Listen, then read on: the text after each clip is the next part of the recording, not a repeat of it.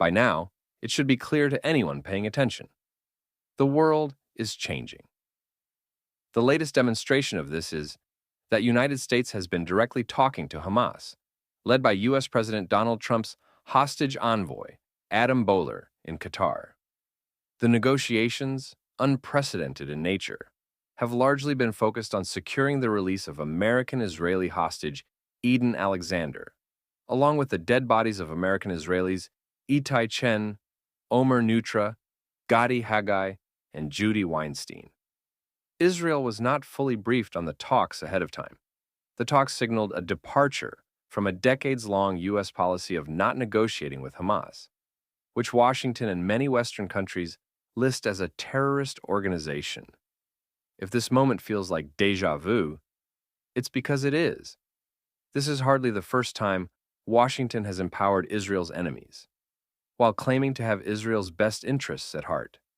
It happened when the U.S. pushed Israel into the 1990s Oslo Accords, giving then-Palestinian mega-terrorist Yasser Arafat and his cronies international legitimacy and weapons. During the 1990s, then U.S. President Bill Clinton's administration invited Arafat to the White House 13 times, more times than any other foreign visitor during Clinton's 8 years at the helm.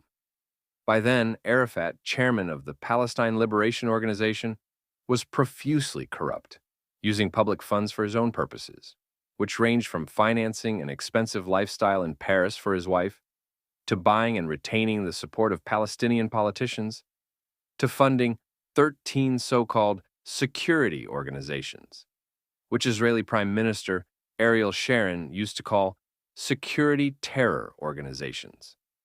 Since the signing of the Oslo Accords, the Palestinians had 12 governments. Each government had at least 24 ministers, totaling 228 ministers, to quote-unquote serve a population of a couple million people. For comparison, Israel has 37 ministers for a country with 9 million people.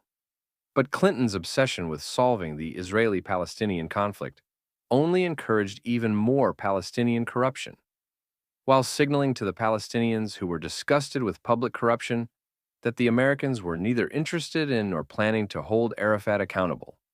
It happened again in 2006 when the U.S. pressured Israel to allow Hamas to participate in Palestinian so-called elections, despite clear warnings that Hamas would win and turn Gaza into a jihadist terror fortress.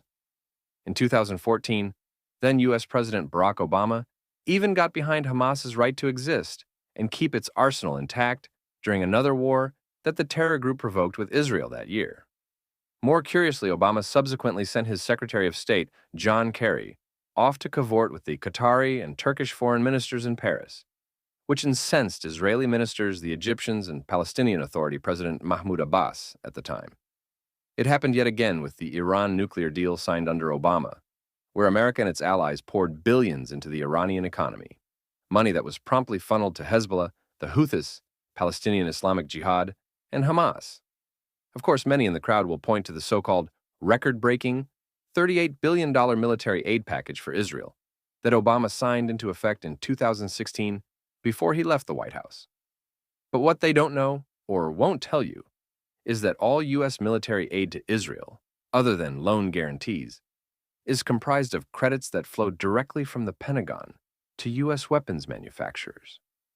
In return, this U.S. aid undermines Israel's domestic defense industry, weakens its economy, and compromises the country's autonomy, giving Washington, D.C. serious leverage over Israel's diplomatic and military strategies, which is what we have been witnessing on full display since October 7th.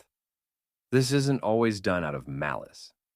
Sometimes, American administrations truly believe they are helping to, quote-unquote, stabilize the region by pressuring Israel to make concessions or by appeasing Palestinian factions to avoid wider conflicts. But whatever the intent, the result is the same. Israel's enemies grow stronger, more emboldened, and more legitimized on the world stage, with American fingerprints all over it. This isn't a reason to turn America into an enemy. Far from it.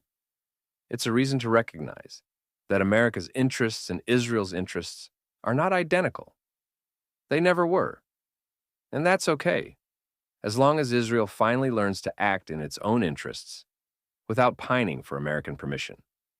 For now, the worry should not be that America suddenly trusts Hamas or that Washington believes Hamas will immediately abandon its Islamist fanaticism, but because American interests, not Israeli interests, are the driving force. That's what nations do. They look out for themselves. Israelis must finally understand that the same rule applies to us. For decades, Israel has relied on the U.S. as its ultimate backstop, militarily, diplomatically, and even psychologically. American vetoes at the United Nations, U.S. arms shipments during wartime, and constant coordination have been the pillars of Israeli strategy. But this dependency has made Israel lazy, and Israeli leaders fearful of making bold moves without first asking, what will Washington say? That era must end. The world order that allowed Israel to thrive under America's protective umbrella is changing. The U.S. is exhausted from the Middle East, consumed by China, and politically fractured at home.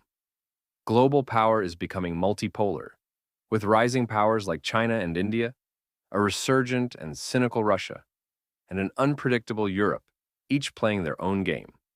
In this new reality, Israel cannot afford to be anyone's dependent, not even America's.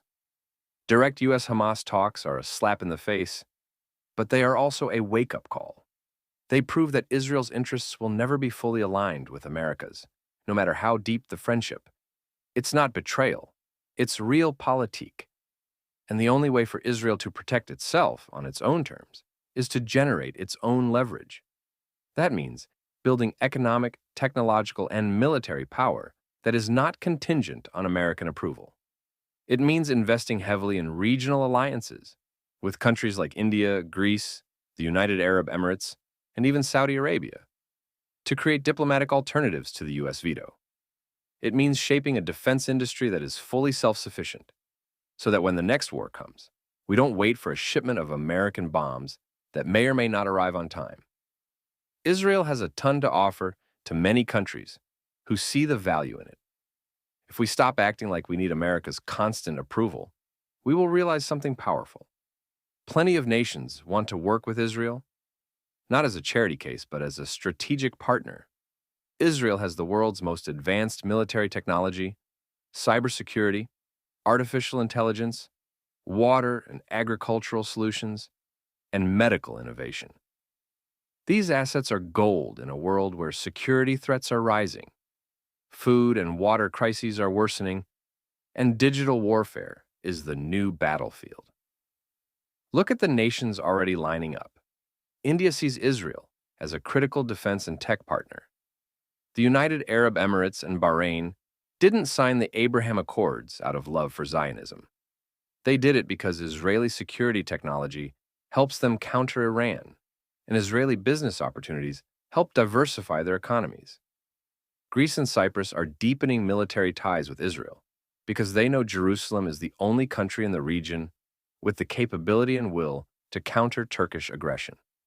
Even beyond traditional alliances, Israel has massive, untapped potential.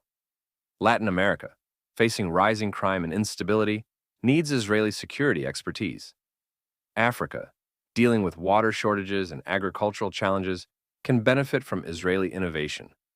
Asian tech hubs from South Korea to Singapore recognize Israel as a powerhouse in artificial intelligence and defense systems. Instead of constantly looking over its shoulder to see what Washington thinks, Israel should be aggressively building these global partnerships on its own terms, not just to hedge against a turbulent America, but because the world needs what Israel has to offer. The countries that recognize Israel's unique value propositions are the ones Israelis should prioritize. Understanding it is a mutually beneficial relationship that no one should take for granted. Most of all, it means unshackling Israeli decision-making from American permission. Israel should decide for itself how to handle Gaza, Hezbollah, Iran, and the Palestinians. Not based on what the U.S. State Department will tolerate, but based on what Israeli security and national interests demand. This doesn't mean abandoning the U.S.-Israel relationship. That bond, built over decades, remains strategically and emotionally important. But it does mean growing up. It means understanding that alliances are not marriages. They are transactions. And in a transactional world, the country that stands tall is the one that can walk away from the table because it has the strength to stand on its own. U.S. negotiations with Hamas should infuriate Israelis. But more than that, they should inspire us to rethink what real independence means. A mature Israel is an Israel that doesn't beg, doesn't cling, and doesn't wait for permission. It acts because it can.